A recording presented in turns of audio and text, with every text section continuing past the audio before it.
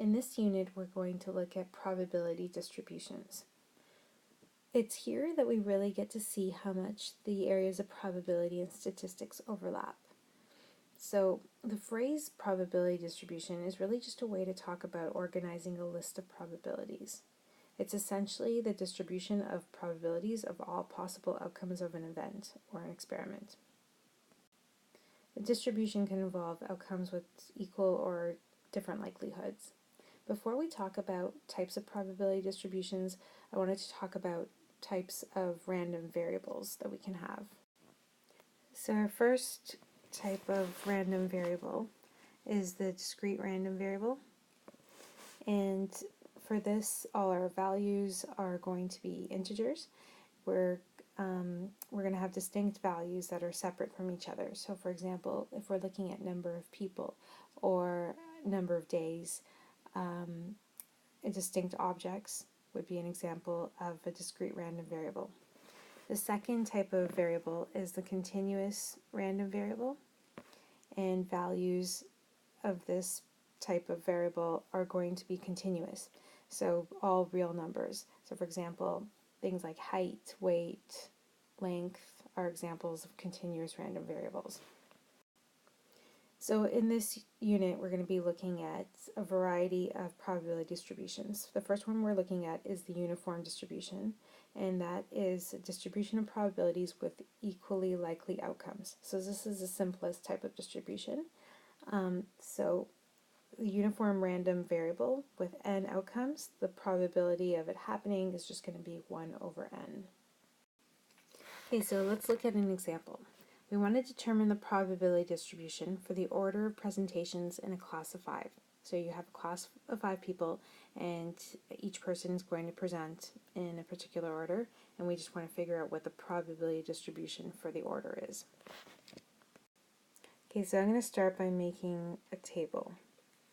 And my variable here is going to be position. I'm going to call it x, and my probability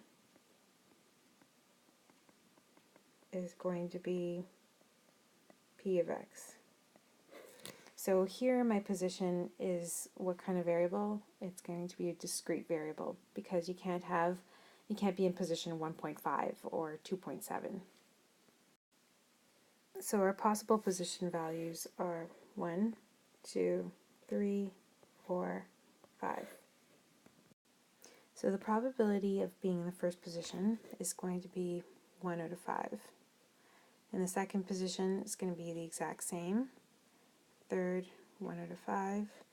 Fourth, and since they're all uniform, they're all the same, this is an example of uniform probability. And back to our rule right here, your probability of x happening is just 1 over n, so 1 over 5. So I'm sure you are all wondering when we're going to start graphing in this course. So here it is. We are going to graph the results of this, because when we have a probability distribution, we want to represent it graphically. So what I'm doing is making a graph. Our independent variable is going to be x, so this is your position, and here is your p of x. So this is your probability. And I'm just going to go up in increments of, because 100% is 1, so I'm not going to reach 1. I'm just going to 0.3, 0.4, and 1/5 actually comes out to 0.2, so that's as far as we need to get. So for 1,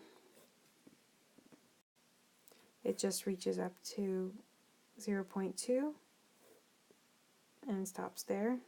2, be the same.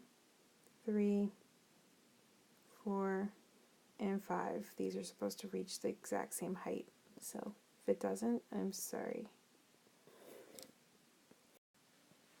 So another aspect that we want to look at when we're calculating probability distributions is expected value. And expected value is basically the average out of all the outcomes.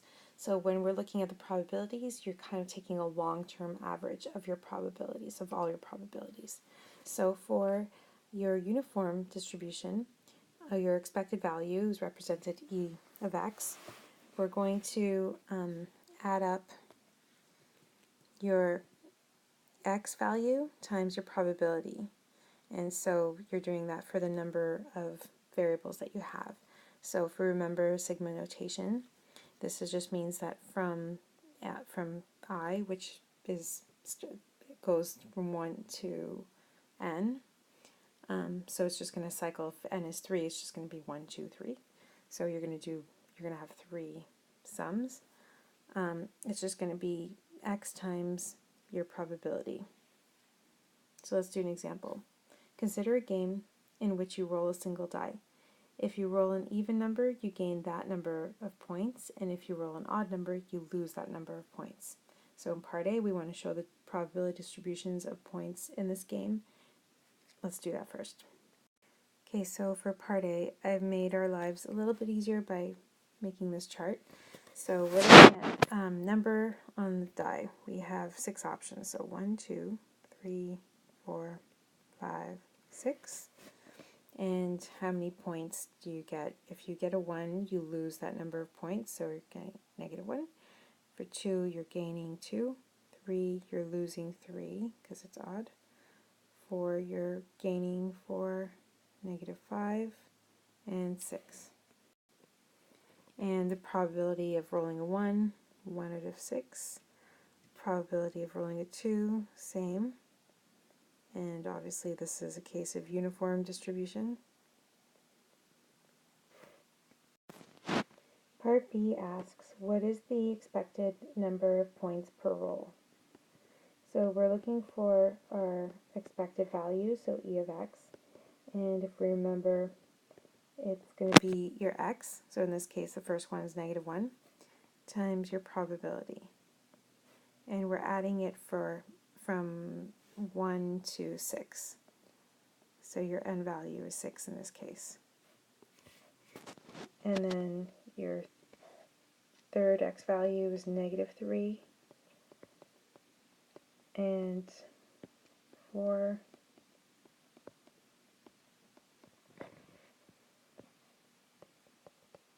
5, and it would be 6 times 1/6.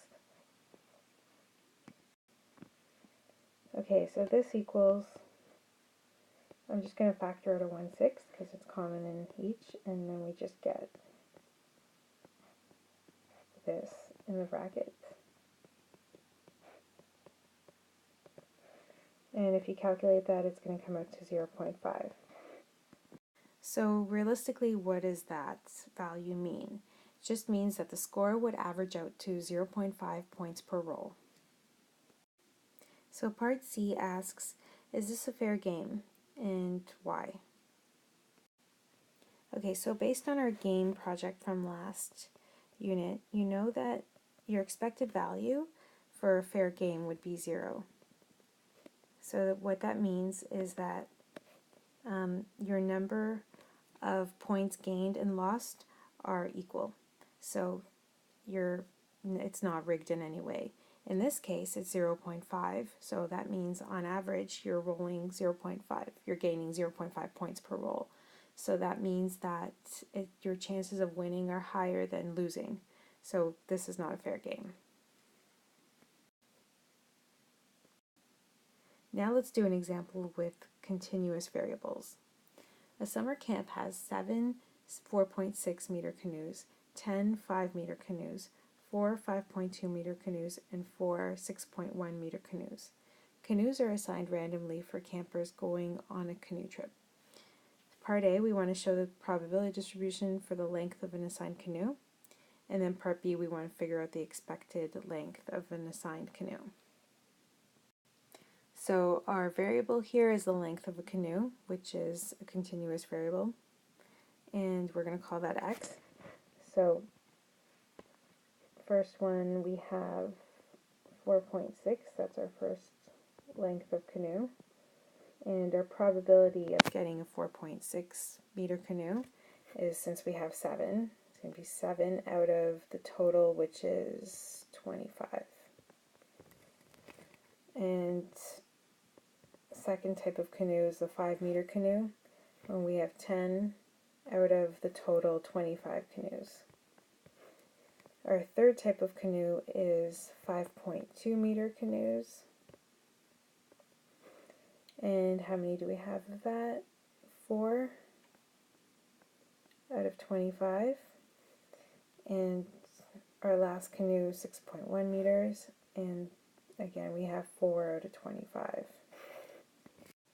So of course we want to graph this, and let's start from 4.5 for our x value. This weird squiggly thing just means that it's not to scale. We're starting from 4.5, 5, 5.5, so that just means we skipped a bunch of numbers, and 6. And this is in meters.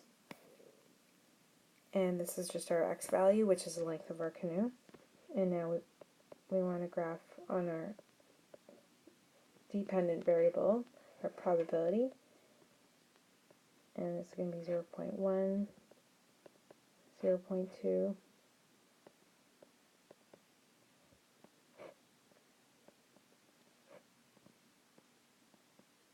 I think I can stop there. So our first value is going to be our 4.6 meter canoe, and 7 out of 25 is going to give us 0.28. So like something like that. Second value is 5 meters. Our 5-meter canoe is going to give us 0.4. And our 5.2-meter canoe is giving us 0.16.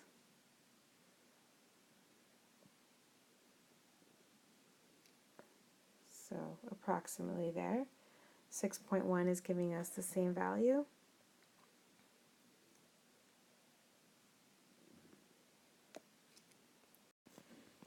So for part B, we're asked to find the expected length of an assigned canoe. So that's essentially the average length that you're expecting to get based on the number of canoes that you have of these lengths. So your x value is going to be 4.6, and what's the probability? 7 over 25, and you're going to add that to your next length times the probability, and 5.2, 4 over 25, and then 6.1 over 4 over 25, and that's giving you 5.1 meters. So the expected length of the canoe is 5.1 meters. I hope you took notes. I will be checking, so I hope you took notes.